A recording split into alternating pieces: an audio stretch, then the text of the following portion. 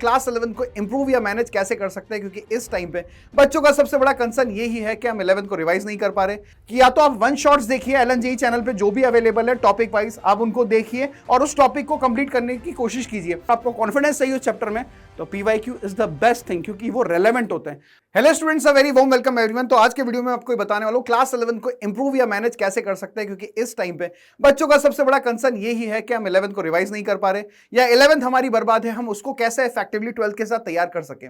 देखिए, इस short video में मैं आपको ये बताने वाला हूं कि क्लास 12th के साथ साथ इंप्रूवमेंट कैसे होगा या 11th रिवाइज कैसे होगी। तो सबसे पहली बात या सबसे पहली प्रायोरिटी क्या है? प्रायोरिटी ये है कि आपको 12th क्लास को सबसे पहली प्रायोरिटी देना है। उसमें जो थ्योरी है, रेसिस प्लस मॉड्यूल्स है और पीवाईक्यू, उनको बिल्कुल भी स्किप नहीं करना। कई बार हमारे पास ये प्रेशर होता है कि हम 11th को करना है, उस चक्कर में 12th को छोड़ देते हैं। नहीं, this is your first priority, पहली प्रायोरिटी आपको इसी को देनी है।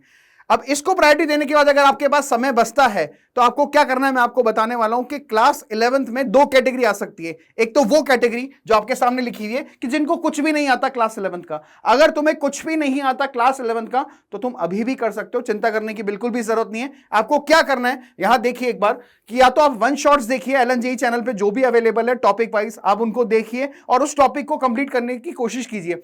दूसरी बात, ये बात ध्यान रखिए कि जो भी आप टॉपिक कंप्लीट कर रहे हो ना, वो आपके वेटेज वाइज होना चाहिए, यानी हाई वेटेज टॉपिक्स को आप सबसे पहले सॉर्ट आउट कीजिए, सबसे पहले कंप्लीट कीजिए। या फिर अगर आपके पास लेक्चर्स है, जो भी आपने नर्चर कोर्स किया था उसके लेक्चर्स अगर आपके पास अवेलेबल है तो उसको थोड़ा स्पीड पे देख के कवर अप कीजिए। अगर इतना हो जाता है, जैसे पर्टिकुलर लेक्चर आपने देखा, तो प्रैक्टिस करना बहुत जरूरी है। अगर आप प्रैक्टिस करते हैं तो प्रैक्टिस कहां से करनी है?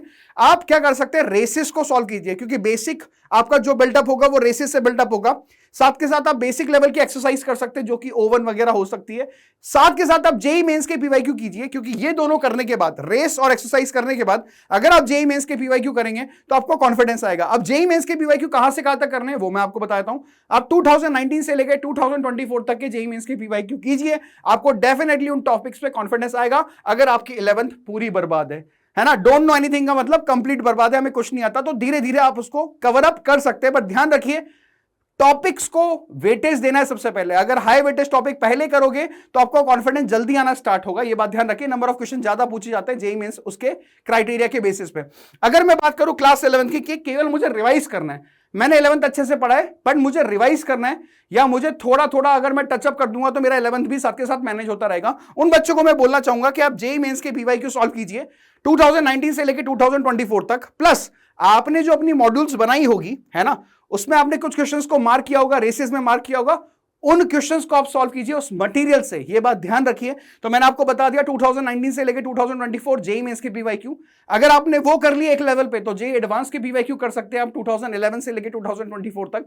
अगर आप इसको कंप्लीट करेंगे तो आपका रिवाइज हो जाएगा। रिवीजन का मतलब क्या होता है? देखिए, थ्योरेटिकल पार्ट आपको आता है, थ्योरेटिकल पार्ट अगर आपको आता है और आपको कॉन्फिडेंस चाहिए उस चैप्टर में तो PYQ is the best thing, क्योंकि वो रेलेवेंट होते हैं। और दूसरी बात ये कि इन चीजों का ध्यान रखिए, जिसका 11th पूरा बर्बाद है तो वन शॉट के थ्रू आप उसको कंप्लीट कर सकते हैं।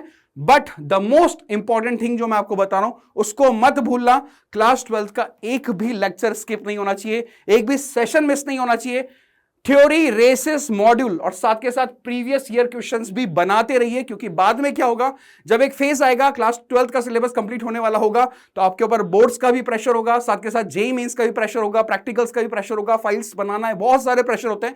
तो क्यों ना इस काम को अभी से किया जाए। तो लास्ट में बस मैं आपको एक बात बोलना चाहूंगा, if you want something you never had then you have to do something you have never done. All the best everyone.